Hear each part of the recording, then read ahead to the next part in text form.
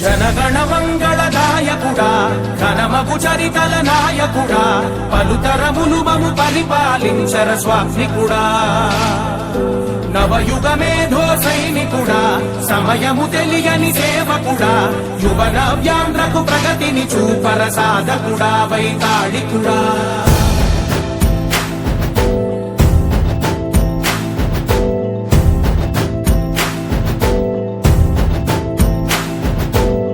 ప్రతి ఇల్లు నిన్నే నిన్నే పిలిచింది ప్రతి గడప నీకే స్వాగతమంటోంది